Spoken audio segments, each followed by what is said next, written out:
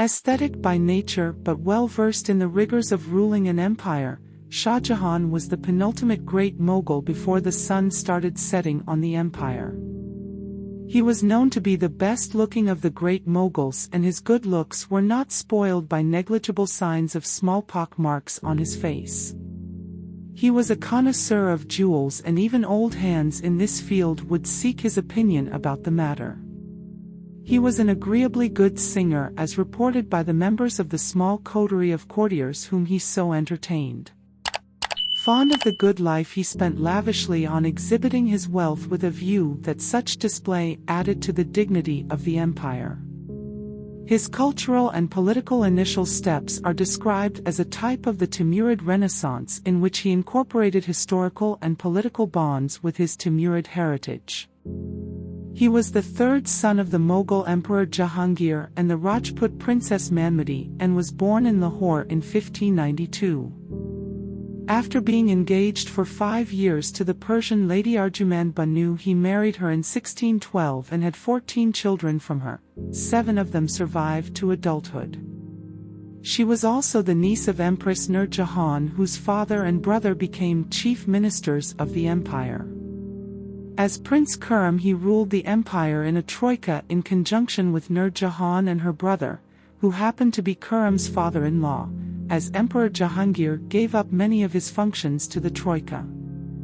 In 1622, Khurram, ambitious to win the succession, rebelled, ineffectually roaming the empire until reconciled to Jahangir in 1625. After Jahangir's death in 1627, the support of Auf Khan, Nur Jahan's brother and his father-in-law, enabled Shah Jahan to proclaim himself emperor at Agra in February 1628. His first act as ruler was to execute his chief rivals and imprison his stepmother Nur Jahan.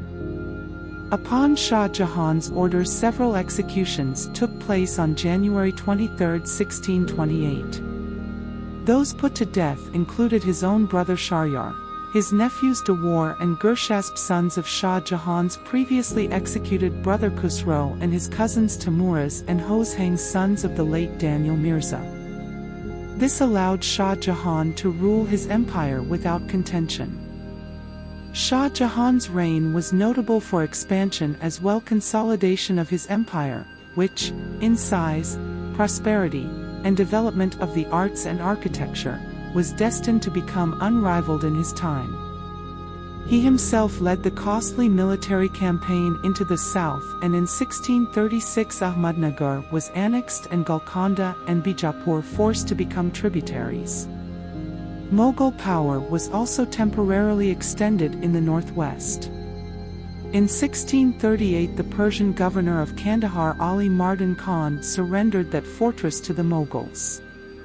In 1646, Mughal forces occupied Badakhshan and Balkh, but in 1647 Balkh were relinquished and attempts to reconquer it in 1649, 1652, and 1653 failed.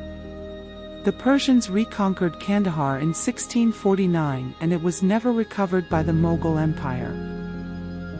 Shah Jahan was particularly outraged by the activities of Jesuits in that region, notably when they were accused of abducting peasants.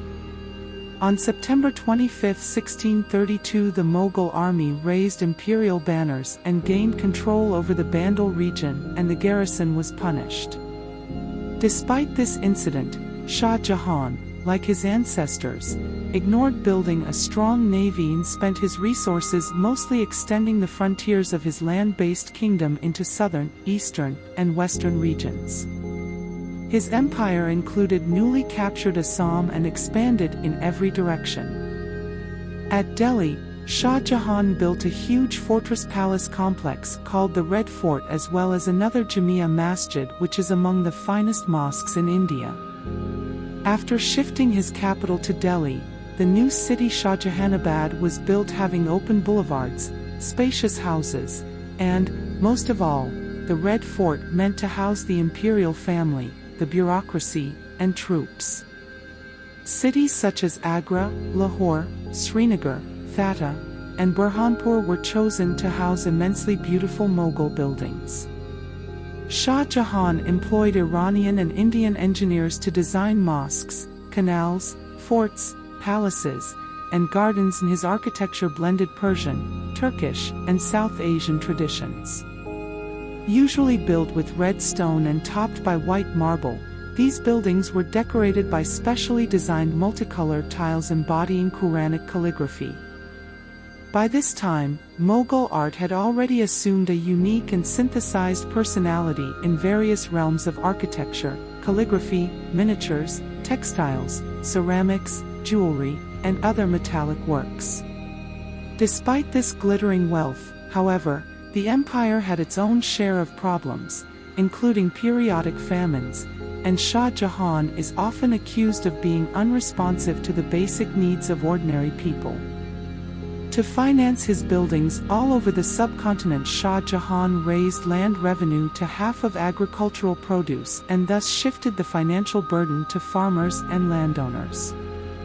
Aurangzeb put his father into forced seclusion at the Agra fort and took control of the Mughal domains, beginning his long 49-year rule.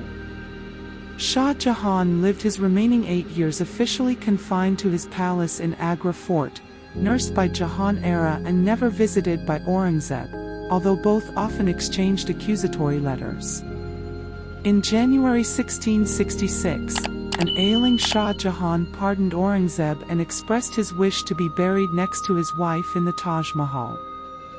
On February 1, 1666, Shah Jahan died, and after a simple funeral for an otherwise opulent emperor, he was buried in the crypt at the Taj Mahal.